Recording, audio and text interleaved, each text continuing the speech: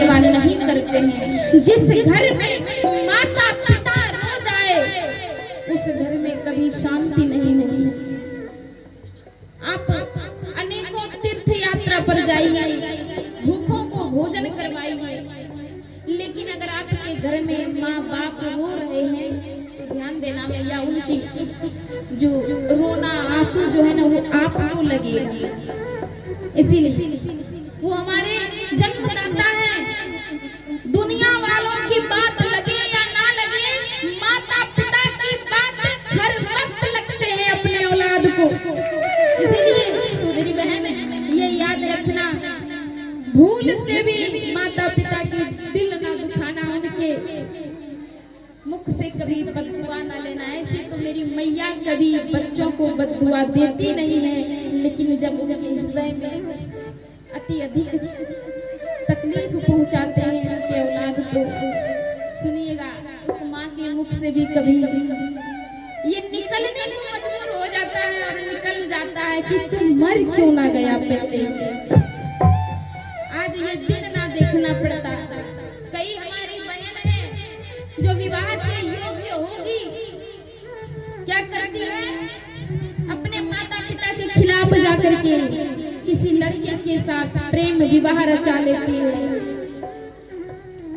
उससे क्या होता है, आपके माता पिता की बदनामी होती है, आपके माता पिता समाज में सर उठाकर चल नहीं सकते हैं आपकी वजह से। इसलिए हमारी बहनों से भी निवेदन होगा, हमारे भाइयों से भी निवेदन होगा, आप ऐसा कुछ कार्य ना करें जिनकी वजह से आपके माता पिता को शर्मिंदगी महसूस हो औरों के सामने।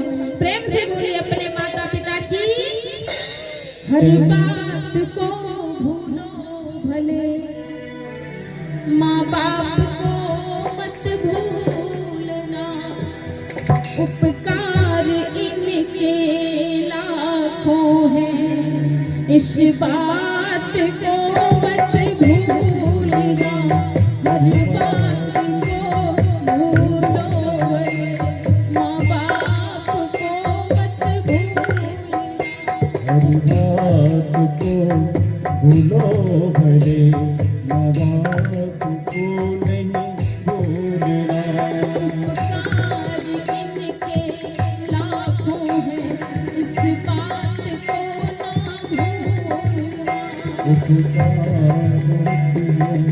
लाखों हैं, इस बात को मत भूलना।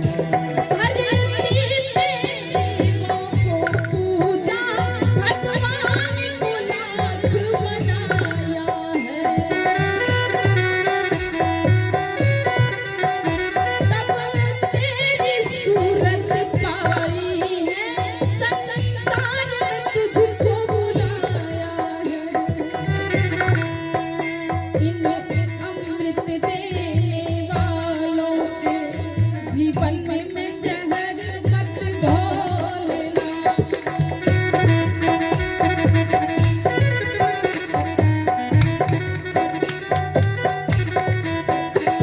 इसीलिए सबों से निवेदन करूंगी मैं इस व्यासपीठ के माध्यम से, मेरे भाई बहन, एक पिता होते हैं जो अपनी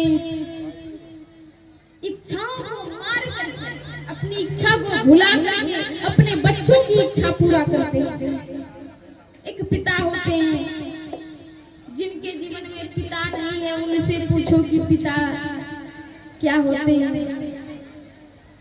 मैंने आज से 7 साल पीछे ही अपने पिता को खोया है ठाकुर जी का मैं फिर भी धन्यवाद करती हूँ कि ठाकुर जी आपने मेरे एक पिता को अपने पास बुलाया है, तो संसार में हजारों पिता से मिलवाया भी है, हजारों मैया से मिलवाया है। अपने आपका मैं धन्यवाद करती हूँ।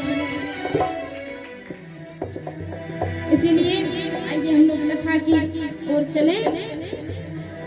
प्रेम से बोले श्याम रामचंद्र भगवान की जय।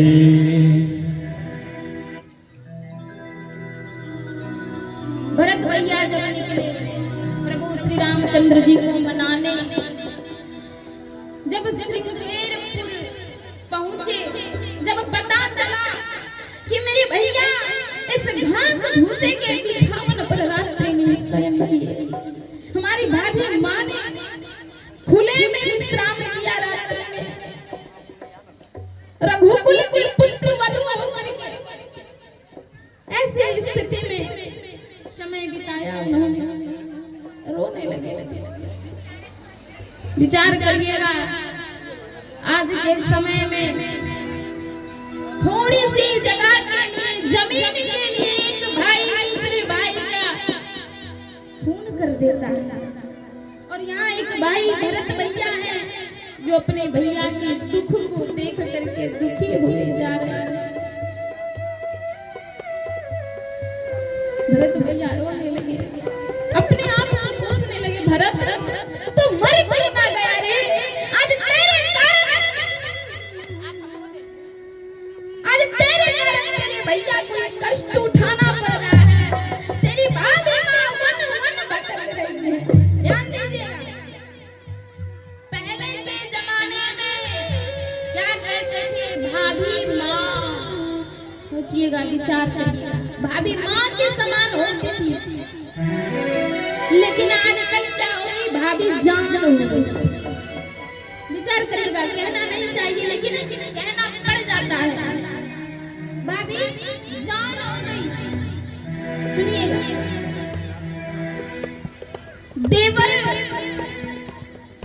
देवर होना चाहिए। देवर को, भाभी को माँ की जगह देना चाहिए देवर को।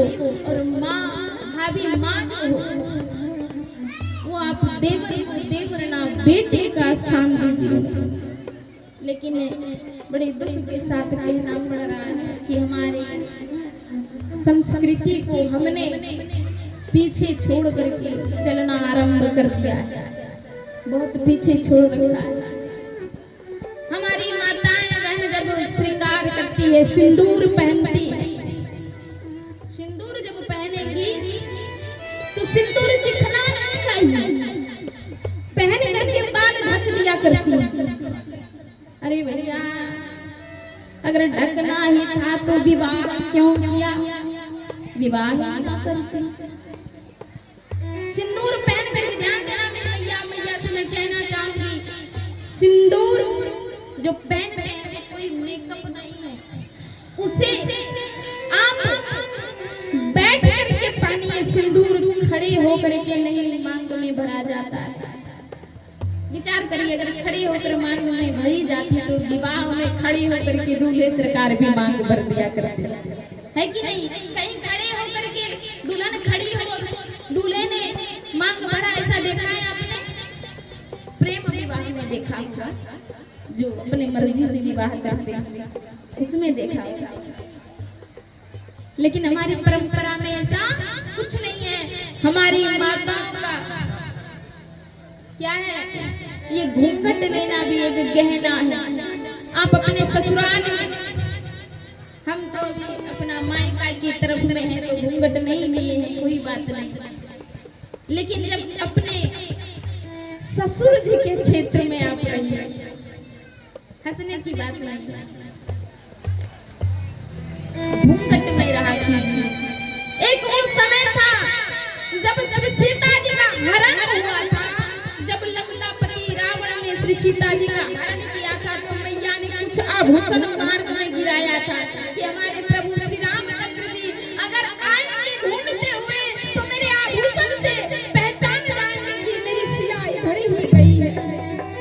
कुछ आभूषण गिराए थे तो सुनिएगा, एक कंगन मिला, चूड़ी, हाथ की चूड़ी मिला तो राम ने कहा लक्ष्मण से, लक्ष्मण सुनो, ये देख जरा तेरा भाभी की चूड़ी है क्या, तू पहचान तो? लक्ष्मण भैया ने कहा, बड़ी सुंदर सी बात, ध्यान देना मेरा कि भैया मैं चूड़ी कैसे पहचान पाऊंगा? आज तक तो मैंने भाभी माँ के चरण के सिवा उनके ऊपर कभी देखा ही नहीं।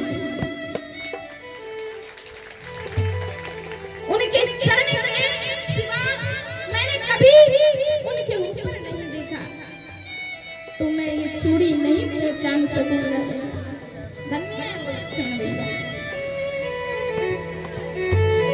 लेकिन अभी क्या होता है, जेठ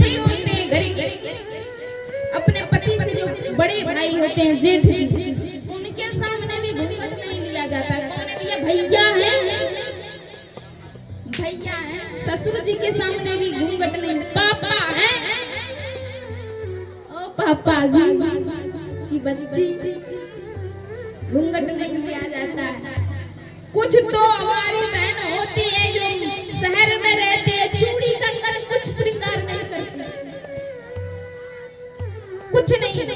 ध्यान देना मेरी भैया, हमारे भारत में हमारी ये संस्कृति है, विवाह के बाद हम स्त्रियां सोलह श्रृंगार जो करते हैं, जिसे देख करके हमारे पति की हर कार्य सफलता पूर्वक पूरी होती है। ध्यान देना, जब हमारे पति किसी अच्छे कार्य के लिए जाए, अगर वो अपने पत्नी को सजे 16 श्रृंगार में सजी सवरी उनकी पत्नी अगर उनके आगे जाए और उनका दर्शन करके वो अगर जाते हैं तो उनका काम निश्चित है कि होना है, क्योंकि उनके घर की वो लक्ष्मी है। और लक्ष्मी का हर वक्त सजना सवरना ऐसी स्थिति में रहे। ध्यान देना, हमारे भाइयों से निवेदन है, आप अपने घर की स्त्रियों का सम्मान करें, उनका इज्जत करें। आपके घर में अपने आप शांति रहेगी, सुख समृद्धि आएगी, सब चीज में बरकत होगा। जिस घर में स्त्री का इज्जत नहीं होती, स्त्री का सम्मान नहीं होता, उस घर में कोई प्रकार की वृद्धि नहीं है। ध्यान देना, इसलिए अपने पति की सम्मान किया करो, अपनी माँ की सम्मान किया करो, बहन का सम्मान किया करो। प्रेम से बोले वृंदावन बिहारी लाल की। भरत भैया रोने लगे, अपने आप को कोसने लगे, भरत ये तूने क्या किया इस संसार में आकर के? अपने भैया भाभी के ही दुख का कारण बन गया भरत भैया। फिर भी मन में विचार कर रहा है, क्या उनके मन में 100% ये विश्वास है कि अब भी अगर वो अपने भैया के पास, राम जी के पास पहुंचेंगे तो उनके भैया ऐसे हैं कि सब कुछ भूल करके उनको हृदय से तुरंत लगा लेंगे, उनको अपने गले से तुरंत लगा लेंगे। ऐसे हैं प्रभु श्री रामचंद्र जी। भरत भैया को आते हुए देख कर उधर हमारे श्री सिया जी स्वप्न में भी देखे हैं कि भरत भैया आ रहे हैं, पूरी नगरी अयोध्या आ रही है हमसे मिलने। और लक्ष्मण भैया ने तो साक्षात देख लिया कि भरत भैया पूरे नगरवासियों के साथ सेना सहित आ रहे हैं। तो भरत भैया को बड़ा क्रोध आया, कहने लगे श्री रामचंद्र जी से, भैया